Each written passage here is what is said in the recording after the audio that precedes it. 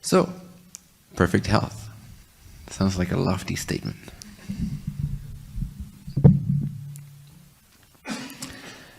The thing is, you're never going to be more healthy than you are already. So one thing to understand before we go into this topic is that you're perfectly healthy right now. And if you have any illnesses or ailments, that only signifies that you're perfectly healthy. Because that means that that which is healthy, which is your guidance system, is actually working. So whenever you get a little sick, whether it's just a cold or a flu, or whether it's cancer, or whether it is feeling crippled or getting aches all over, whatever type of physical ailment occurs, it is a sign of health. It is a sign that you're perfectly working, that your guidance system is perfectly at work.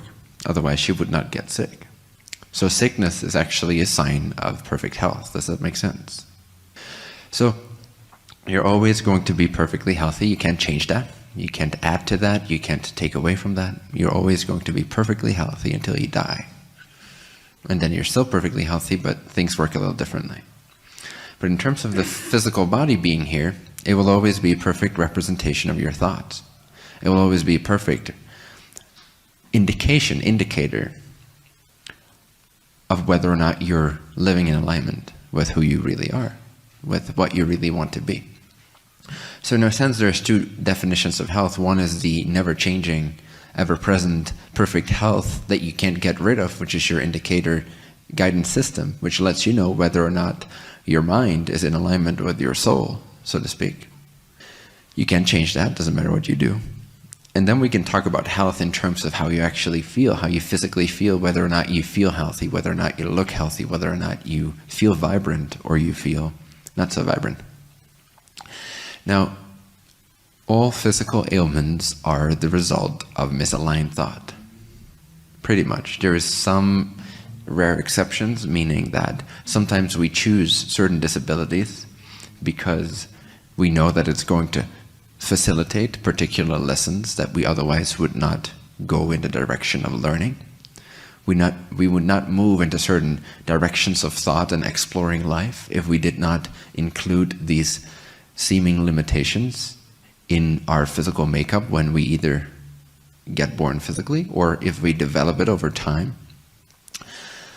But in general, we can state that all physical ailments, that all physical disease, all physical illness, all physical discomfort is in some way a reflection, an indicator of misaligned thinking. What do I mean by thinking? I mean your way of seeing. How you see life needs to be in alignment with who you are. If how you see life is not in alignment with how life actually works, how it's actually seen from who you really are, then you will start to feed this misalignment into the physical vehicle. Now that takes a while. You have some leeway in that, meaning that first, if you have a negative thought, then that itself is already an indicator. If you don't pay attention to the negative thought, then you'll start to feel bad real soon, emotionally speaking. That is the second indicator. If then you continue to not pay attention and clear up the thought, then eventually it will transfer itself into the physical apparatus. And that's when we have illness, disease, etc. But there's a lot that goes on, that happens before that stage is reached. So let me just give a little disclaimer that this is all my personal experience, this is all my personal opinion, this is all my personal view, and obviously this is not in any way medical advice, nor does it counter any medical advice. But I will make the statement from my own personal point of view that every ailment you have is reversible.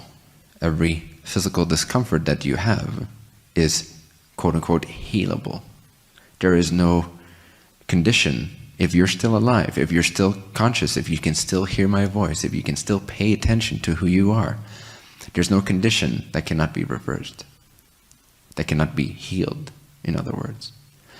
Because if you're still alive, that means not all hope has been lost yet, from the higher self's point of view. Sounds a little morbid, and in a way it is.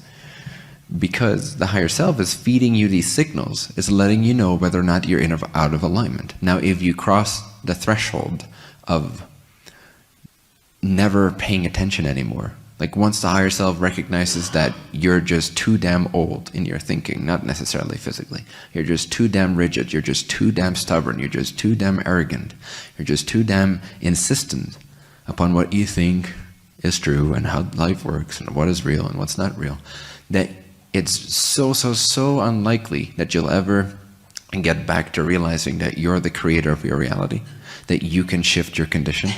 Then at some point, higher self goes, well, this is a waste of my consciousness. Let's just drop dead. And then the disease will increase, or the cancer, or whatever it is, or the bus will approach you at 90 miles an hour while you're stepping out in front of it. Something will occur that will eliminate the waste of time that you are. The waste of time that your mind has become. No judgment in that. It's just very clear observation, very clear discernment from the higher self that goes, oh, well, I passed the threshold in this particular incarnational experience. I passed the threshold of being able to listen.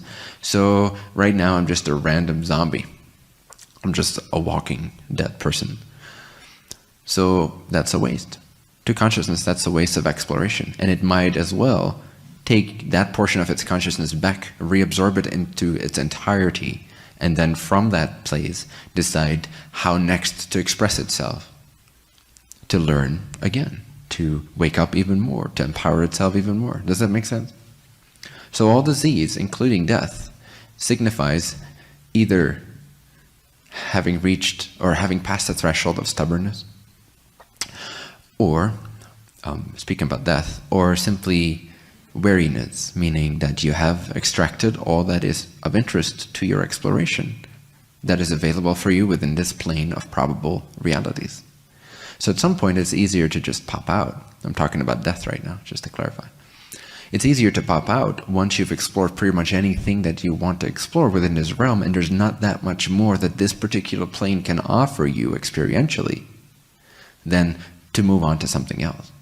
Again, at that point too, this has become, in a sense, a waste of consciousness, which is the same as saying a waste of time, because time is consciousness and consciousness is time. So, let's say that that's not the case. You're still here, and there's still something to explore for you. It's still interesting for you to be here, otherwise, obviously, you'd be dead. So since you're still alive, not all hope is lost. And for most of you, it's even more bright than that statement. It's brighter than that statement. Your condition is more optimistic than that statement, which means that you're actually actively exploring what it's like to consciously explore more of your theme and to actually be a listening ear, to be a channel for your higher self. So since that's the case for most of you, and since that's the intention with which you came here, because if you didn't, you wouldn't be here. If you were somewhere in between being hopeless and being optimistic, you would probably not be here. But you're ranging from optimistic and hopeful to ecstatic, blissful, and excited.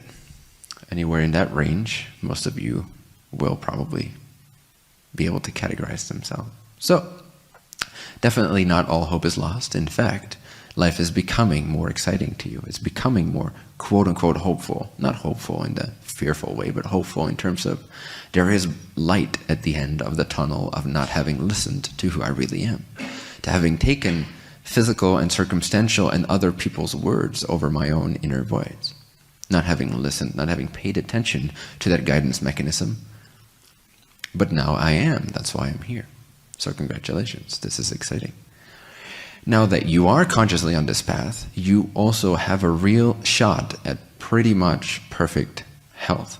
Or I could even omit pretty much. It really depends on your level of alignment, your level of clarity, your level of commitment and willingness. As soon as I don't pay attention to the subtle degrees that I am called to pay attention these days, for a particular period of time, I start to get symptoms as well. I start to notice physicality responding in a certain way as well. And it's always a calling for me to pay more attention, to discover something else, to take a new avenue in life, to breach a new wall, to carve a new path, to think in different ways, to eliminate some thoughts of doubt and lack and separation in some way. not so much separation anymore, but lag, sometimes. Subtle assumptions of lag that I had not seen before in that particular context will be shown to me first through negative thinking, then through negative emotions, and then through negative physical experiences, just as it works for you.